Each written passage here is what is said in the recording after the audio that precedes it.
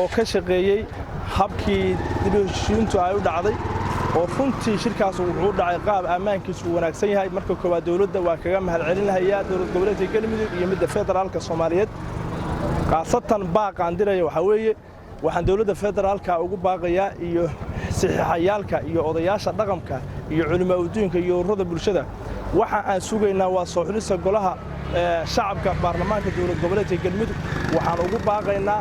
in la keeno dadka dhalinyarada ah in la soo xulo aqoon-yahanada dhalinyarada dadka maaragtay dalka ku nool dadka ku dhashay aan qurbaha iyo dibadda iyo aan aadin oo aan ku taxalluqin waxaan ku baaqaynaa dadka dhalinyarada oo aqoon-yahaninta ah oo deegaanka jooga oo ku nool oo waxtarka u leh oo maaragtay dhibku u dhibayo in la soo xulo oo la keeno waan ugu baaqaynaa haddana dadka nadiifta ah oo ka madax bannaan waxyaalaha sida maaragtay xasaasiyadda sida dhinaca qabiilka dacaafadiisa sida ninka la yahay ururada xaqooda dadka noocaasana waxaan ugu baaqaynaa in laga foojignaado oo laga fogaado ayaan dawladda federaalka ah wasaaradda arrimaha gudaha madaxa xukuumadda dowlad goboleedka Galmudug saxiixayaalka odayaasha dhaqamka ururada bulshada waxaan ugu baaqaynaa inay soo xulaan xildhibaano tayo leh oo dhalinyarada ah oo aqoon-yahanada ah dhinaca kale waxaan dawladda federaalka ugu baaqaynaa oo aan kaga mahadcelinaynaa heshiiskii dowlad goboleedka Galmudug iyo dawladda federaalka ay galeen ayadana in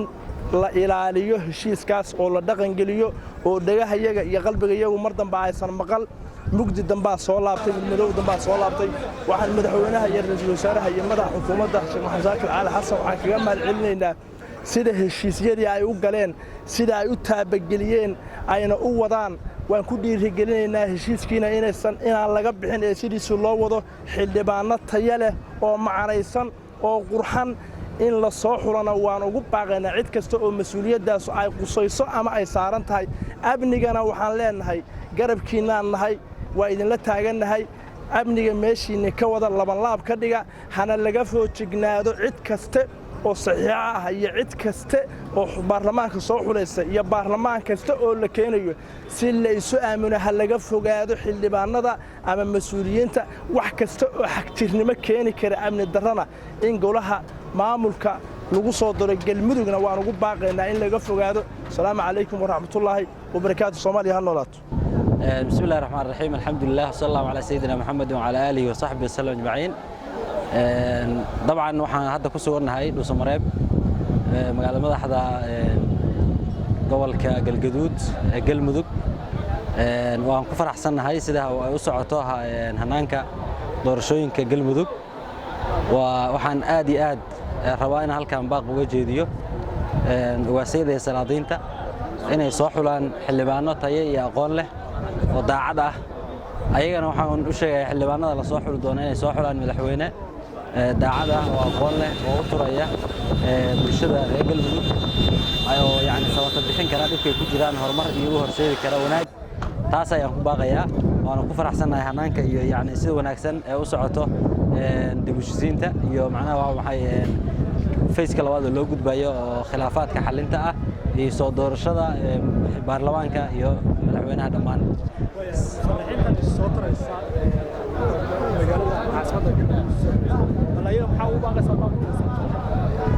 waxaan musharaxiinta ugu baaqayaa inay macnaha waxa weeye si daacad ah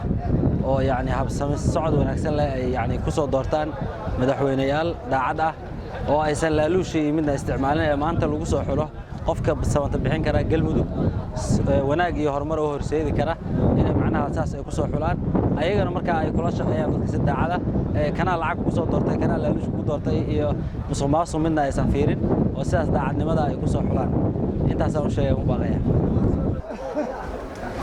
وإذا سلام يا مركب بعض الصحافة سلام كبعدي طبعا فكر كبرشاد ويدين إنسان يسيد وأركان أرمها دوسمرات كسعودة أرمها دوسمرات كسعودة وأرمها قف كصوم معادل الصومالية أو ضمنه أي كتير أو كفر حيوي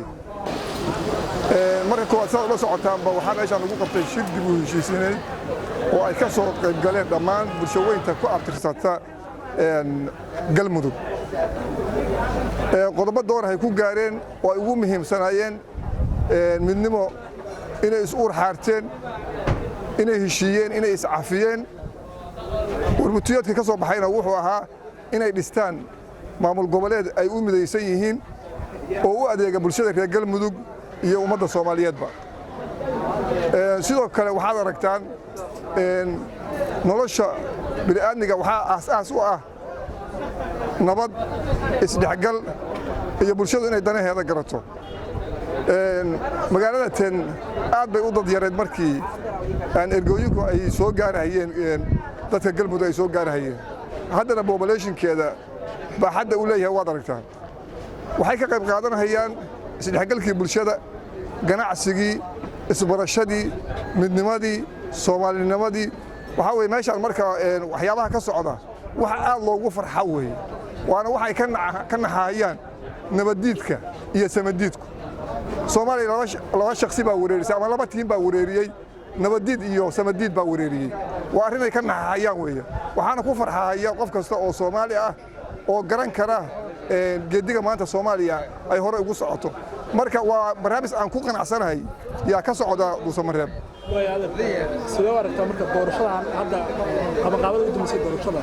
ee ka socota caasimadda galmudug qabaqaabada ka socota dabcan hanaan wanaagsan bay ku socotaa hadda tiim baana gacanta ku hayo waxaa gacanta ku haya dadkii loo xilsaaray iyo bulshaweynta reer galmudug cidday baalka u idmadaan iyo wasaaradda arrimaha gudaha iyo siisamyada noocaasa gacanta ku haya marka siyaabaha wax ku socdaan oo dhan waa si qof kastoo muwaadin uu ku qanci kara weeye anigu waxaan u arkaa wax dhaliila ilaa hadda ma aan arko mar walba waxaan u arkaa in miisaanka soomaalinimada uu kor u sii kacahayo